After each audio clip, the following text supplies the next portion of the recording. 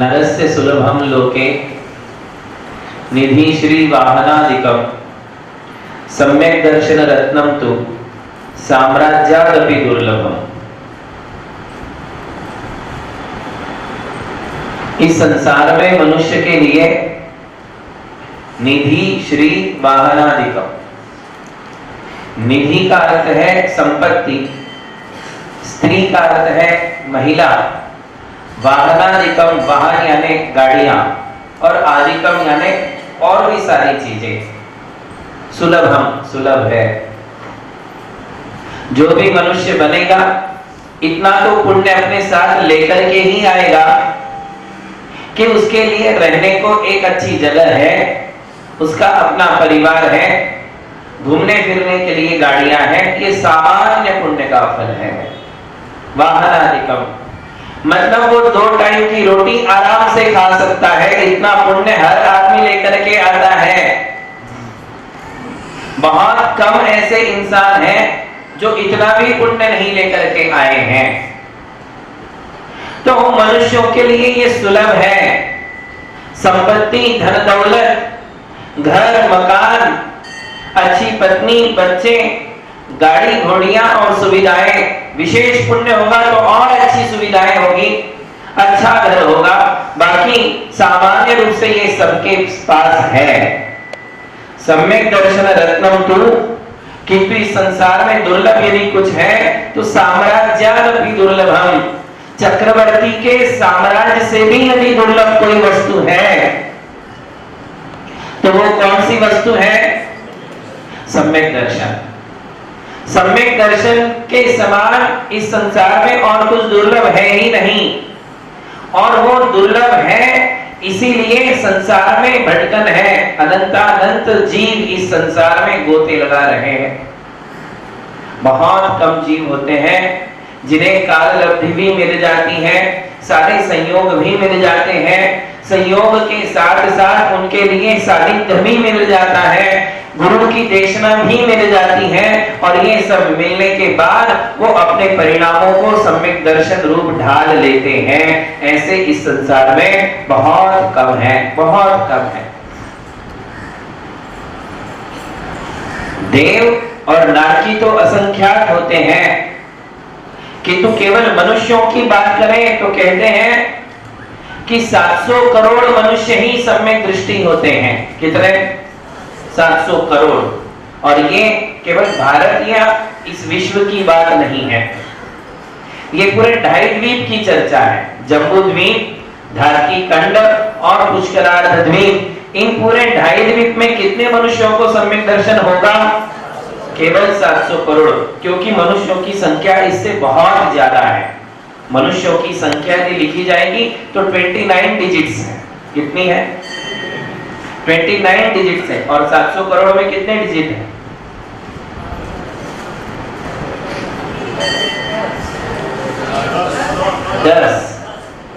10 digit है। जब 10 digit लिखेंगे तो 700 करोड़ में 10 डिजिट है। और मनुष्यों की संख्या कितनी है?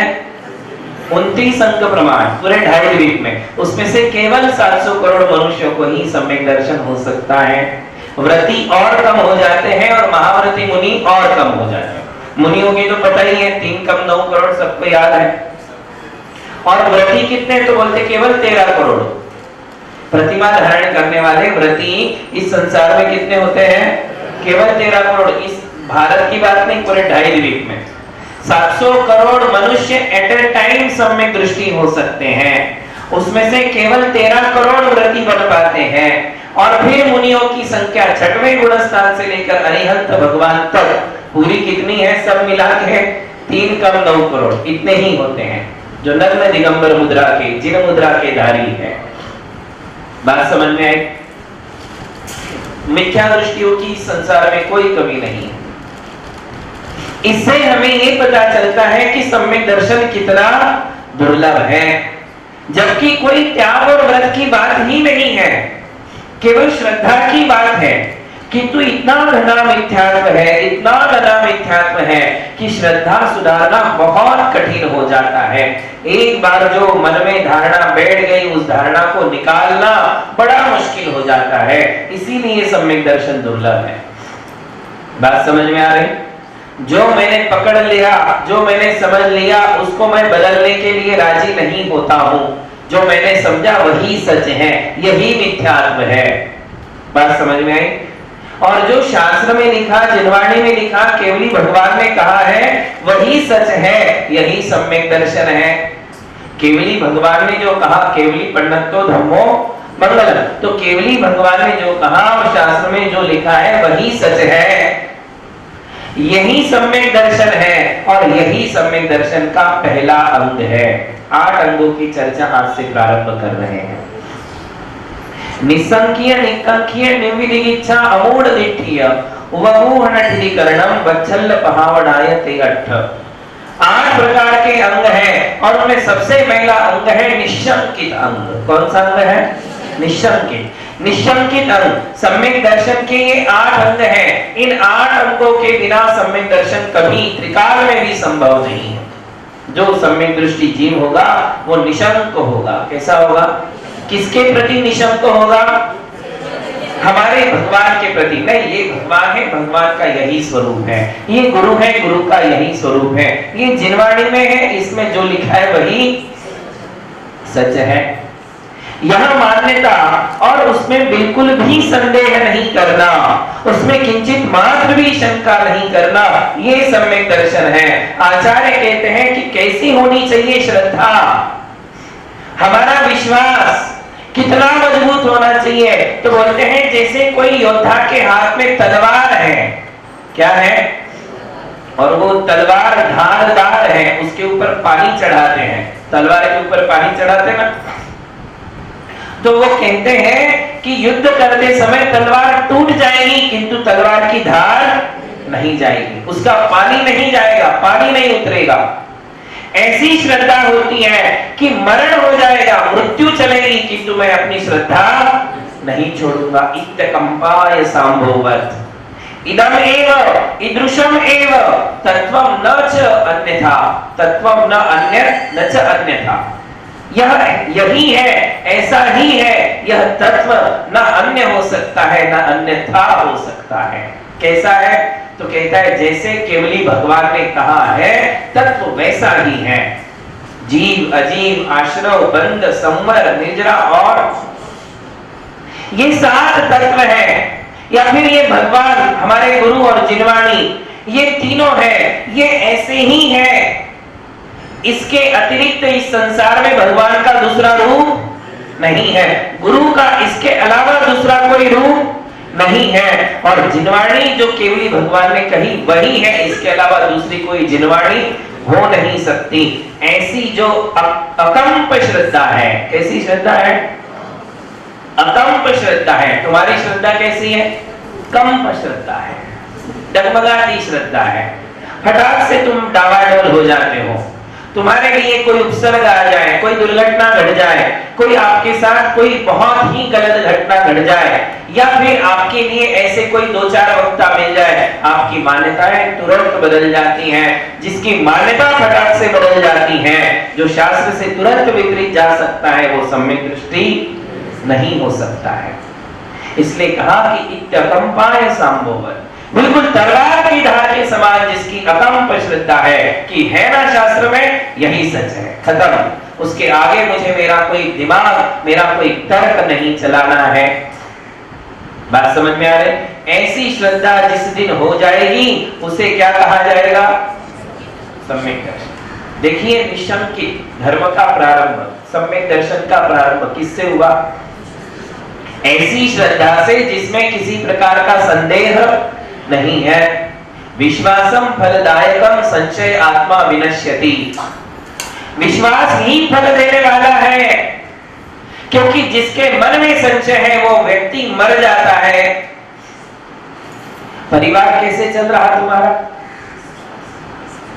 किसके भरोसे चल रहा? भरोसे के भरोसे चल रहा। किसके भरोसे चल रहा? भरोसे के भरोसे तुम्हारा संसार चलता है, तुम्हारा परिवार चलता है। विश्वास के आधार पर तुम्हारा परिवार चलता है, बराबर है ना? थोड़ा भी अविश्वास हो जाए, थोड़ा भी शक आ जाए मन में, थोड़ा भी संदेह आ जाए मन में कितनी तकलीफ होती है, रात दिन बेचैन रहते हो, कहीं भी मन नहीं लगता है। अरे तुमने स्वयं पत्नी लाई थी, चुनकर के लाई थी, तुम्हारा अपना चुनाव था, मम्मी पापा ने तुम्हारे ऊपर डाला था कि भैया तेरी इच्छा से कर, और तुम स्वयं पत्नी चुनकर के लाए हो, तुमने अपनी इच्छा से लाए हो। अब लाने के बाद संशय क्यों? अब लाने के बाद शक क्यों? शादी के पहले एक बार नहीं, 100 बार नहीं, 1000 बार सोचो। कितनी बार सोचो? 1000 बार सोचो, 1000 बार विचार कर लो, बदल बदल करके देख लो, हर एंगल से चेक करके देख लो कि ये परफेक्ट है कि नहीं है, इसके मन में और कोई तो नहीं है। ये कब सोचना? शादी के पहले सोचो कि उसका मन साफ है कि नहीं, उसके मन में और कोई विराजमान तो नहीं है। ये शादी के पहले सोचना। अब शादी जब हो चुकी है, जब शादी हो ही चुकी है, तो अब क्यों सोचना कि उसके मन में कौन है? क्यों संदेह करना है? क्यों मन में ऐसा सोचना कि ऐसा क्यों हो रहा, ऐसा क्यों हो रहा, ये कहीं। और यदि शादी के बाद तुम शक लेकर के चलोगे, ये बात में सही है, ये बात सही है कि शादी के पहले कोई पत्ते नहीं खुलते, शादी के बाद ही खुलते, क्योंकि वो सब बराबर चलते हैं समेट करके। किंतु अब शादी जब हो चुकी है, कभी कभी हमारा संदेह निराधार निकलता है, कोई आधार नहीं है, केवल शक। और शक के कारण देखो क्या होता है, तुम घर में नहीं हो, ऑफिस में हो, तुम्हारा मन नहीं लगता है, बार बार तुम्हारे लिए शक जाता है, घर में ही मन है, व्यापार में हो मन नहीं लगता, मंदिर में हो मन नहीं लगता, वो मंदिर गई तो मन नहीं लगता, वो कहीं पार्टी में गई तो मन नहीं लगता। तुम्हें कितनी तकलीफ होती है। और हर व्यक्ति सोचता है कि मुझे सुंदर बीवी चाहिए। अरे तू सुंदर मत लाओ, सुंदर नहीं लाओगे तो तुम चैन से रहोगे, सुंदर लाओगे इसलिए बेचैन हो। अब जब लाए हो तो लाने के बाद इतना क्यों सोचना, क्यों तुम्हारे लिए इतनी तकलीफ होती है, संदेह क्यों आता है? ये जो अधिक पजेसिव नेचर वाले होते हैं, पजेसिव नेचर वाले, जिनका बहुत ज्यादा पजेशन होता है कि नहीं ये मालिकियत मेरी है, स्वामित्व तुम्हारा ही है, किसने मना किया? पूरी अग्नि की साक्षी से 7 फेरे लिए हैं, समाज वहां उपस्थित है, गुरु का आशीर्वाद तुमने लिया है, अरिहंत सिद्ध आचार्य उपाध्याय साधु की साक्षी उसमें है, पंचों की साक्षी से शादी हुई है। कौन से पंच होते बताए? पंच कौन? ये पंच नहीं, पंच पता ही नहीं तुमको कौन होता है। पंच का मतलब है, देखो दीक्षा हो या शादी हो, उसमें पंच साक्षी होती हैं। कौन सी साक्षी? लोगों ने पंचायत को साक्षी किया है, पंचायत नहीं है वो, पंच है। गौतम गंधर्व सूत्र में लिखा है, प्रतिक्रमण सूत्र में, अरहंत सख्यम, सिद्ध सख्यम, साहु सख्यम, अप सख्यम, पर सख्यम, देवता सख्यम, 5 साक्षी हैं। कितनी? पता नहीं होगा तुम्हें अभी तक। शादी या विवाह इन पंचों की साक्षी से अरिहंत साक्षी हैं। ये मेरी दीक्षा हुई है, आपकी शादी हुई है, किसकी साक्षी से? अरहंत सख्यम, सिद्ध सख्यम। दूसरी साक्षी है सिद्ध भगवान। तीसरी साक्षी है साधु सखियों। कौन सी? साधु साक्षी है। 3 हो गए, अरिहंत, सिद्ध और साधु। चौथी साक्षी है अपसख्यम पर सख्यम, स्वयं मैं साक्षी हूं और मेरा परिवार और मेरी समाज साक्षी है। ये चौथी है। चौथे में किसको लिया?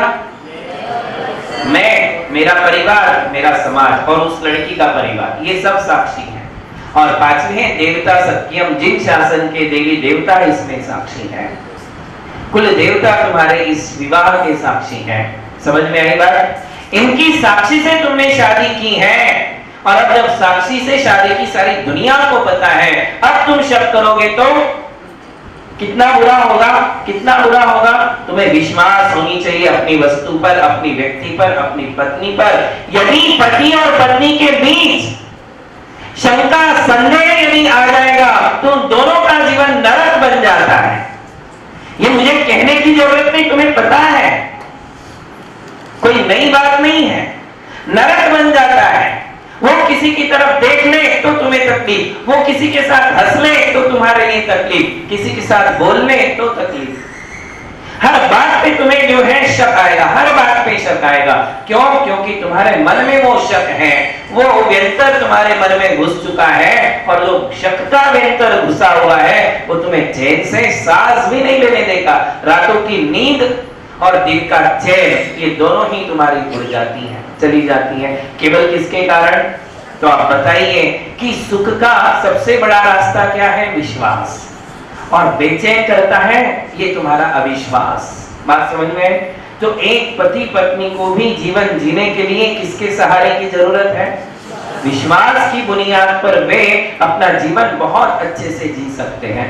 लड़के के ऊपर तुम्हारे लिए संदेह आ जाए, लड़की पर यदि अविश्वास हो जाए कि ये कहाँ जाते हैं, किससे मिलते हैं, स्कूल जाते कि नहीं जाते, ये फर्ज है तुम्हारा मालूम करना, किंतु केवल निराधार शक करना अच्छा नहीं है। मालूम करो, जांच करो, पड़ताल कर लो, उसमें कोई दिक्कत नहीं है।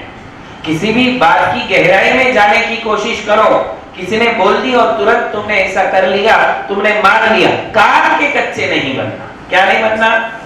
विश्वास और हमारी आस्था में फटाक से दरार नहीं पड़ना चाहिए, चाहे वो परिवार हो, चाहे वो मंदिर हो। महाराज आए हैं और महाराज आने के बाद लोग तो आकर के बैठ जाते हैं। दो लोग होते हैं जो संदेह का भूत लोगों के दिमाग में घुसाने का प्रयास करते हैं कि मत जाना तुम ये महाराज के पास, ये तो ऐसे, ये तो वैसे, और तुमने कानों से सुन लिया, तुमने भी छोड़ दिया, तुम जाते ही नहीं। ये है कान के कच्चा होना। अरे तुम जाओ तो, सुनो तो, बैठो तो। एक बार महाराज के पास जाओ, बैठो, नमोस्तु करो, उन्हें सुनो, और सुनने के बाद फिर तुम सोचो।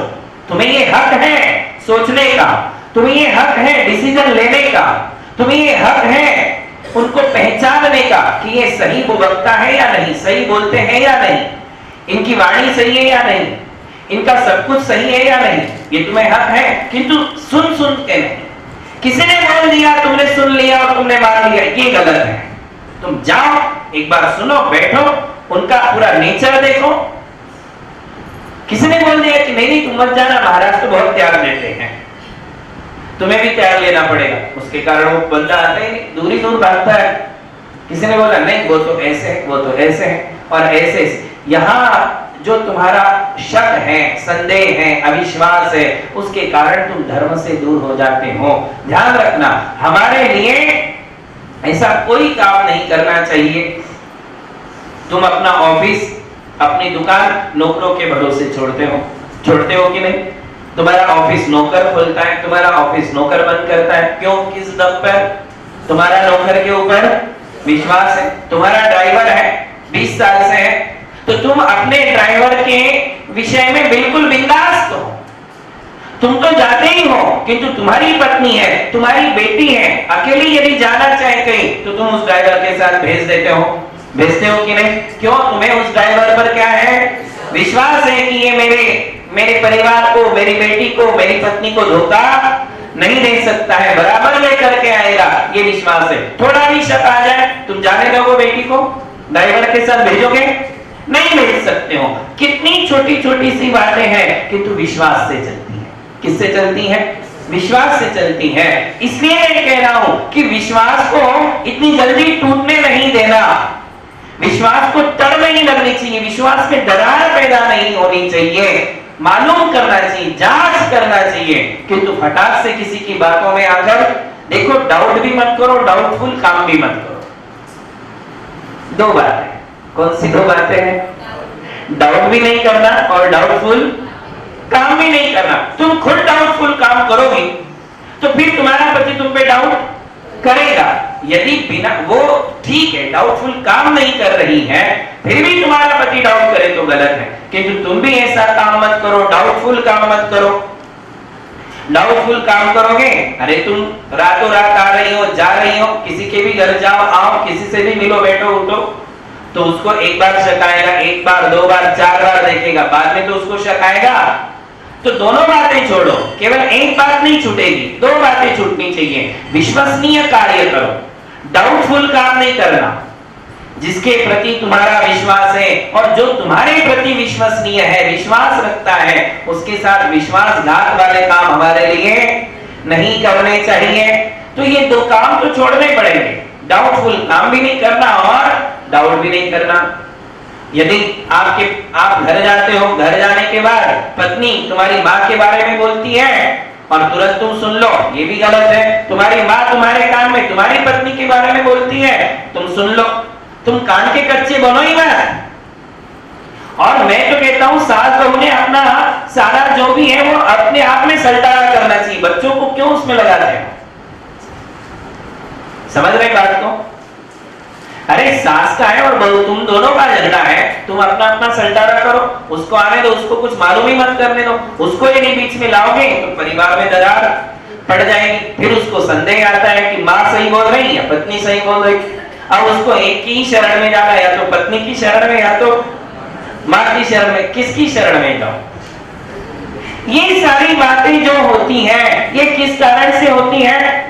एक तो निराधार शंका करना और एक है डाउटफुल काम करना। ये दो कामों से हमारे लिए बड़ा तकलीफ होता है। पहले चूज करने के पहले ही सोच लो, never choose me without understanding. मेरे को तुम बिना अंडरस्टैंडिंग के चूज मत करो, और never loss me because of misunderstanding. बात समझ रहे? मुझे तुम बिना अंडरस्टैंडिंग के चुनो मत, और जब चुन लिया है तो मिसअंडरस्टैंडिंग के कारण मुझे खो मत। दो बातें, शंका के आधार पर मुझे छोड़ो मत, और बिना सोचे समझे तुम मुझे चाहो मत, चाहे वो भगवान हो, चाहे वो गुरु हो, चाहे वो जिनवाणी हो। एक बार तुमने समझ लिया, स्वीकार कर लिया, अब मिसअंडरस्टैंडिंग अच्छी नहीं है। केवल शक के आधार पर ना धर्म छोड़ना, ना गुरु को छोड़ना, ना परिवार को छोड़ना। शक कभी भी सही नहीं निकलते। 90% शक निराधार होते हैं। कैसे होते हैं? निराधार होते हैं। उसने ऐसा कर लिया होगा, वो दोनों बात कर रहे हैं, शायद मेरे बारे में ही कर रहे हैं। घर में अक्सर करके यही होता है, जब भी दो बात कर रहे होगा, तीसरे की ये आदत है शंका करने की, ये आदत हो जाती है। यदि ननद आई है और वो अपने भाई के साथ बोल रही है तो तुमको शक कि शायद मेरी बात चल रही है। और फिर यदि वो अंदर माँ के साथ दरवाजा बंद करके बैठ जाए, फिर तो देखो, यदि तुम्हारी माँ, तुम्हारा पति और तुम्हारी ननद एक बार यदि दरवाजा बंद करके अंदर बैठ जाए तो इस तरफ तो देखो ऐसी ज्वालामुखी होती है, दिल धड़कने लग जाता है। या तो धुक धुक होती है या तो धड़कने लग जाता है। धक धक होती है नहीं तो धुक धुक होती है, बराबर? तो ये क्या है? अरे बात करने दो। माँ ने पैदा किए दोनों बच्चों को, बचपन से रहे हैं, खेले हैं, कूदे हैं, एक बार तो उनको अलग से बात करने दो, है कि नहीं? जब तुम्हारे पापा आते हैं तो, जब तुम्हारे पापा, तुम्हारी मम्मी जब आती है तुम्हारे यहाँ, तो तुमको भी लगता है कि 2 मिनट में अलग से मम्मी से, पापा से बात कर लो। तुम्हारा पति संदेह करता है क्या? शक करता है क्या? तो सबको लगता है कि प्राइवेसी सबको अच्छी लगती है। क्या प्राइवेसी सबको अच्छी लगती है? उसमें लोगों को इंटरेस्ट है कि उससे दूर होकर के अपन बात करें। भले ही कुछ नहीं है, बातों में कोई डर नहीं है, केवल हंसना है और खेलना है, बाकी कुछ नहीं है, मस्ती करना है। किंतु बातों में बात इतनी बिगड़ जाती है, इतनी बिगड़ जाती है, वो उस दिन नहीं बोलती है कुछ भी, उस दिन कुछ नहीं बोलती, 1 साल बाद बोलेगी, पिछले साल ऐसा ही हुआ था, 1 साल बाद बोलेगी। उसकी इतनी लंबी उम्र है, शक की संदेह की उम्र बड़ी लंबी होती है। और ऐसे में हम अपने जो है विश्वास से डिग जाते हैं, झगड़े होते हैं, फिर मारा पीटी, फिर गाली गलौज, फिर एक दूसरे का मुंह नहीं देखना, दूर रहना, और बात डिवोर्स तक चली जाती है। कहां तक चली जाती है? डिवोर्स तक चली जाती है। इसलिए मैं कह रहा हूं कि हमारे लिए इन बातों से बचना चाहिए। धर्म भी निस्संदेह वृत्ति से ही हो सकता है। किससे हो सकता है? निसंदेह वृत्ति होना चाहिए।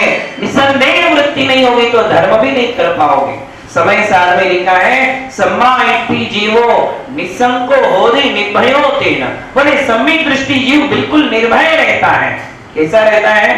निर्भय रहता है, क्योंकि उसके मन में शंका नहीं है। क्या नहीं है? केवल शंका नहीं होने के कारण व्यक्ति निर्भय हो जाता है। मुझे मेरे नमोकार पर विश्वास है, मेरा काम अच्छा ही होगा, इसे कहते हैं विश्वास। लेवल ऑफ फेथ इतना हायर होना चाहिए, इतना हायर होना चाहिए कि चाहे कुछ भी हो जाए मेरी फेथ लेवल नीचे आने वाली नहीं है। इतना विश्वास किसको हो सकता है? किसको हो सकता है? सम्यक दृष्टि जीव को ऐसा विश्वास होता है, इसलिए वो निर्भय होता है। देखिए ये व्यक्ति निशंक है, निशंक है, इसका क्या संकेत है? उसका संकेत है कि ये निर्भय है, निडर है। कैसा है? बेचैन नहीं है, निडर है। यदि ये निडर है इसका मतलब ये निशंक है, इसे अपने धर्म पर विश्वास है कि मेरा कभी गलत होने वाला नहीं है। भक्तामर जी के 8 काव्य देखिए क्या लिखा है। भक्तामर स्तोत्र के 8 काव्य हैं, तो उसमें च्योतन मदा विल विलोल कपोल मूल मत्त भ्रमद भ्रमर नाद विवृद्ध कोपम, वहां से लेकर के करीब 8-10 काव्य हैं और उसमें 8 बातों का उल्लेख है कि ऐसी सिचुएशन होने पर भी हे भगवान आपका भक्त अपनी जगह से नहीं हिलता है।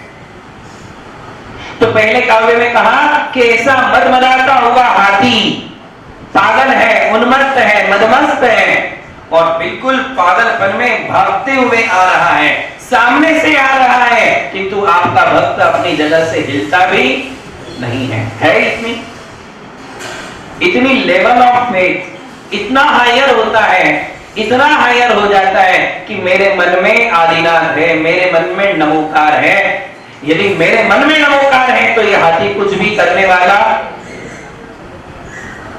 दूसरे श्लोक में कहा भिन्नेव कुंभगलदुज्ज्वल शोणिकात्, और उसमें कहा कि ऐसा शेर जो हाथी के दंड स्थल से अभी पंजा मारकर गजमोती को बाहर निकाला हुआ है, हाथी का जिसने अब भी खून किया है, इतना क्रूर खुंखार शेर सामने आ जाता है।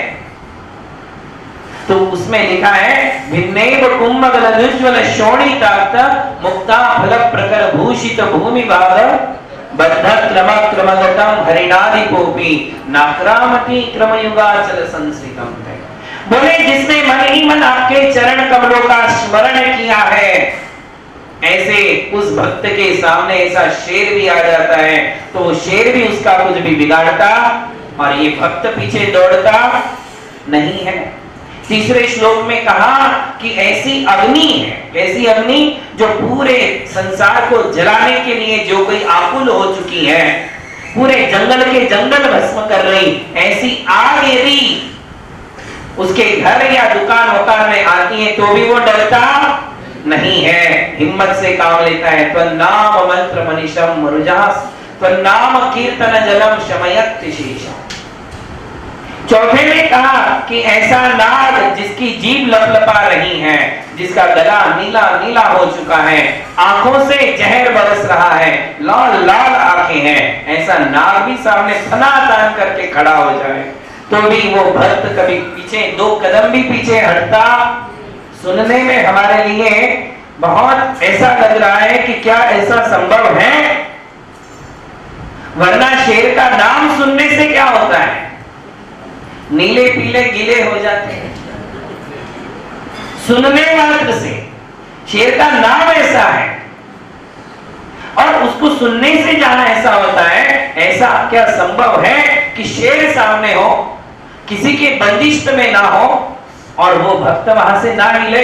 ऐसा यदि ना होता तो मातुंगाचार्य लिखते क्यों? और ऐसा क्यों नहीं हो पाता है हमारे साथ? क्योंकि हमारा फेथ लेवल इतना हायर नहीं है, हमारी आस्था हमारी श्रद्धा इतनी चरम सीमा पर नहीं है कि हम हिलेगा कुछ नहीं होगा, मेरे मन में नमोकार है। अरे यदि इतनी श्रद्धा होगी तो कुछ ना कुछ सिचुएशन बनेगी, वो हाथी इधर हो जाएगा, शेर उधर हो जाएगा, नाक नीचे से चला जाएगा। ऐसा होगा कब होगा? कब होगा? जब इतने निशंक रहोगे कि नहीं मुझे शंका है ही नहीं, नमोकार मेरे साथ है और जिसके साथ नमोकार है उसका बाल भी बाका नहीं हो सकता है। क्या इतनी श्रद्धा हमारी है? अपने आप से पूछो। ऐसी 8 चीजें लिखी हैं, ऐसी बीमारी हो गई कि अभी मरने ही वाला है और आपके चरण कमल की रज लगाता है, जो का त्यों हो जाता है। ये उसमें लिखा है। जहाज से जा रहा, जहाज डूबने वाले कगार पर है, कगार में डूबने ही वाला है, कि तो आपका नाम लेता है तो नाव या जहाज आराम से पार हो जाती है। बात समझने की कोशिश करिए। निशंक व्यक्ति ही निडर हो जाएगा, निडर बन जाएगा। तो हम छोटी छोटी आपत्तियों में क्यों घबराते हैं, जब इतने बड़ी बड़ी बातें सलट सकती हैं। और ये तो हुआ है, मातुंगा आचार्य की बेड़ियां टूट गई खुद ब खुद, और 48 ताले भी टूट गए खुद ब खुद, इसी पंचम काल में, इसी पंचम काल में, चौथे काल की घटना नहीं है। तो आज भी धर्म में इतना अतिशय है, आज भी भगवान की भक्ति में इतना अतिशय है, आज भी है। कमी कहां है? विश्वास में। किसमें कमी है? आस्था में कमी है। संदेह मत करिए, बिल्कुल निडर हो जाइए। मैं भगवान का अभिषेक कर रहा हूं, पूजन कर रहा हूं, इसका फल आएगा।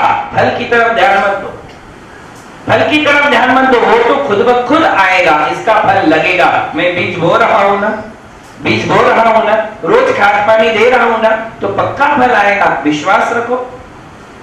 धीरे धीरे रे मना, धीरे सब कुछ होए, माली सींचे सो गड़ा, ऋतु आए फल होए। क्या कहा? धीरे धीरे सब कुछ होगा, उतावली मत करो। ये कोई एटीएम कार्ड नहीं है जो डाला और पैसा बाहर आया, एटीएम ऑफिस नहीं है। वो क्यों बाहर आया?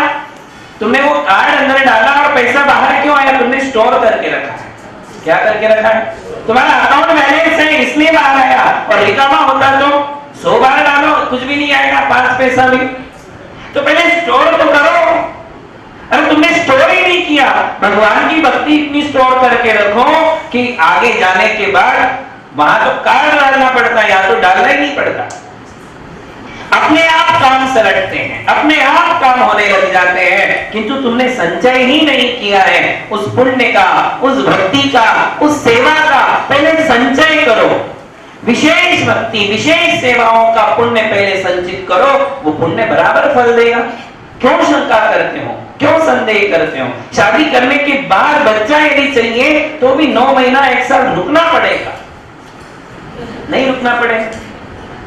रुकना पड़ेगा नहीं कि तुम कहो कि आज शादी कल बच्चा। पेशेंस रखो, होगा। पेशेंस रखो, 1 साल 2 साल 4 साल आप वहां भी धीरज रखते हो, तब जाकर के बराबर मिलता है। नहीं मिलता ऐसे नहीं है। अब शादी हो ही चुकी है, अब क्यों उतावली कर रहे हैं? उतावली मत करो। 30 दिन तक तुम कितना धीरज रखते हो? जो भी जॉब करने वाले लोग हैं, ऑफिस में जाते, बराबर रोज ड्यूटी देते, सुबह 7 बजे जाते, शाम को 7 बजे आते। उतावली करते क्या? पता है, विश्वास है। क्या है? विश्वास है कि महीने की आखिरी तारीख को बराबर पैसा मिलने वाला है। पेशेंस है ना? किंतु मिलेगा 30वें दिन, पहले दिन क्यों नहीं मिला? कोई किसी कंपनी ने आज तक पहले ही दिन किसी को सैलरी दी? कब दी? 1 महीना तो जाने देना पड़ेगा, तभी सैलरी आएगी। पहले दिन किसी को कुछ नहीं मिलता है। उसके लिए हमारे लिए धीरज रखना पड़ता है। धीरे धीरे रे मना, धीरे सब कुछ हो, सब होगा, सब अच्छा होगा। ये दुखों के दिन भी जाएंगे, सारी समस्याएं जाएगी, परेशानियां जाएगी। धैर्य तो रखो, धीरज तो रखो, थोड़ा सा अपना पेशेंस लेकर के चलो, सब बराबर होगा। माली सींचे 100 घड़ा, माली रोज 1-1 घड़ा पानी डालता है, रोज, बिना नागे के। तुम बिना नागे के पूजा करते हो? 8 दिन में 1 बार महाराज, 10 दिन में 1 बार। पूजा 1 बार चाहिए और फल रोज चाहिए। फल तुम्हें रोज चाहिए, किंतु पूजा महीने में 4 बार। अभिषेक बिल्कुल नहीं करेंगे, वो जब होगा तब करेंगे, है कि नहीं? ये रोज नहीं करना, तुम्हें फल रोज चाहिए। अरे फल, बीज रोज बो तो फल भी रोज मिलेंगे। 1 दिन बीज बोओगे तो फल भी 1 ही दिन का मिलेगा। 2 दिन बोओगे तो 2 दिन। तुम रोज बो, 30 दिन बाद बराबर अगले 30 दिन तक फल खाओगे। रोज बीज बोना पड़ेगा। ऋतु आए फल। फल कब मिलता है? जब ऋतु आती है। ऋतु आएगी तो फल मिलेगा। तुम्हारे कर्मों की स्थिति पूर्ण होगी। आज तुमने पुण्य किया है, आश्रय भावना में बताया था कि आज तुमने पुण्य किया है, पुण्य कर्म का आज बंद हुआ है। बंद होते ही तुरंत फल मिलने वाला नहीं है। जब उस कर्म की स्थिति पूरी होगी, वो आकर के बराबर झोली में मीठा फल डाल के मांगना भी नहीं पड़ेगा तुम्हें। तुम्हें याद भी नहीं होगा। कर्म कभी भूलने वाला तुम भूल सकते हो। तुमने क्या अच्छा काम किया है ये तुम भूल सकते हो, कर्म भूलने वाला नहीं है। उसका लेखा जोखा, उसका लेखाकरण बिल्कुल परफेक्ट है। जो होना है वो बराबर दे करके तुम्हारे लिए चला जाएगा। इसलिए फल की तरफ ध्यान मत दो। पानी किसको दी जाती है? जड़ को। जड़ को पानी देते कि फल को पानी देते? बताओ भाई साहब, कहाँ देते? कि भैया देखो पत्ते भी ऊपर, फूल भी ऊपर, फल भी ऊपर, फिर नीचे पानी के ऊपर ही पानी दो। सब कुछ ऊपर ही लगता है तो पानी ऊपर ही दो। यदि ऊपर पानी पहुंचाओगे तो जड़ सूख जाएगी, जड़ सूख जाएगी तो ऊपर वाला भी सूख जाएगा। बात समझ में आ रही? तुम नीचे देखते ही नहीं, तुम ऊपर ही देखते हो। अरे नीचे देखो, नीचे गुरु के, भगवान के चरणों की तरफ दृष्टि डालो, वहां पानी डालो, वहां श्रद्धा का पानी डालो, फल ऊपर से मिलेगा। कहां से मिलेगा? जड़ को पानी दो। जड़ यदि उखड़ गई, जड़ यदि सड़ गई तो फल भी सड़ जाएंगे। नीचे पानी डालना सीखो। फल की तरफ कोई नहीं देखता है, पानी कब कहां दिया जाता है? नीचे। किंतु तुम जब माला फेरते हो तो माला में मंत्र की तरफ कम, और महाराज ने कहा है कि इस मंत्र का क्या फल है कि नहीं? इस मंत्र का जो फल है, तुम्हारा फल की तरफ ध्यान है, मंत्र की तरफ ध्यान ही नहीं है। और ऐसी 120 मालाएं सल्टा दी, पूरा ध्यान कहाँ था? फल की तरफ, कि भाई सक्सेस मिलने वाला है, सफलता, फल, फल जहां शब्द आ गया वहां तुम्हारा पूरा ध्यान फल की तरफ, जड़ की तरफ ध्यान ही नहीं है। तुम भगवान से जुड़ते ही नहीं हो, गुरु से जुड़ते ही नहीं, मंत्र से जुड़ते ही नहीं, तुम जुड़ते हो फलों से। सारा ध्यान फलों की तरफ है, और वहां रहेगा तो तुम्हारा जो है यहाँ का ध्यान डिस्टर्ब हो जाएगा, वो ठीक से तुम्हारा अनुष्ठान पूरा नहीं हो पाता है। इसलिए कंसंट्रेशन बहुत जरूरी है, और कंसंट्रेशन के लिए वर्तमान में जियो। किसमें जियो? मुझे आज क्या करना है वो एम कुछ भी हो सकता है, किंतु क्रिया की तरफ ध्यान दो, जड़ की तरफ ध्यान दो, और पेशेंस रखो, विश्वास रखो। इसे हमारे यहाँ संवेग शब्द कहते हैं। धर्म और धर्म के फल में जो आस्था होती है, कि धर्म पे भी विश्वास है और धर्म का फल लगता ही है, यह भी एक विश्वास है। इसे कहते हैं निशंकित अंग। किस पे विश्वास रखना? दो पे। निशंकित अंग में किस पे विश्वास है? दो पे। धर्म पे भी है और धर्म के फल पे भी है। विश्वास है कि जो धर्म करेगा उसके लिए दो प्रकार के सुख मिलेंगे, एक संसार का सुख और लास्ट में मोक्ष का सुख। ये दोनों सुख किसमें लगते हैं? धर्म से मिलते हैं। तो मेरा ध्यान कहाँ होना चाहिए? धर्म। इसलिए धर्म ध्यान, क्या शब्द है? धर्म ध्यान। स्वर्ग ध्यान नहीं है, फल ध्यान नहीं है। कौन सा ध्यान है? क्योंकि धर्म से ही ये दोनों फल लगने वाले हैं। इसलिए विश्वास होना चाहिए कि मैं धर्म कर रहा हूं तो धर्म का फल मुझे मिलेगा ही मिलेगा। थोड़ा भी विचलित नहीं होना। तुम्हारी श्रद्धा तो पापड़ सही थी, कितनी जैसे पापड़। पापड़ होता है पता है, सेक देते हो, पापड़ सेकने के बाद थोड़ा टच करो, तड़ करके टूट जाता है। कांच के बर्तन सरीकी हैं, थोड़ा सा भी धक्का लगा फूट जाता है। ऐसे कांच के बर्तन और पापड़ सरीकी श्रद्धा अच्छी नहीं है। हमारी श्रद्धा कैसी होनी चाहिए? किसके समान होनी चाहिए बताया? तलवार की धार के समान। मिट जाऊंगा किंतु मेरी श्रद्धा मिटने वाली नहीं है। मैं इस संसार से विदाई ले सकता हूं किंतु सम्यक दर्शन से कभी विदाई नहीं लूंगा। और सम्यक दर्शन का सबसे मुख्य आधार कौन है? निशंकित अंग। ये सबसे पहला अंग है। निशंक हो जाओ। निशंक हो जाओगे, धर्म का पूरा फल तुम्हारे लिए मिलेगा। आनंद आएगा। क्या आएगा? तत्काल लाभ, आनंद आएगा कि मैं देव शास्त्र गुरु से जुड़ा हुआ हूं, मुझे आनंद मिल रहा और मुझे कुछ नहीं चाहिए। क्या चाहिए? हमारा एम क्या? आनंद चाहिए, सुख चाहिए, समाधान चाहिए, शांति चाहिए। वो तो मुझे मिल रही है, भक्ति करने से मिल रही है, और मुझे कोई दूसरा फल नहीं चाहिए। ये एक बात निशंकित अंग में समझाई गई है। आगे और भी बातें हैं, बताएं। महावीर भगवान की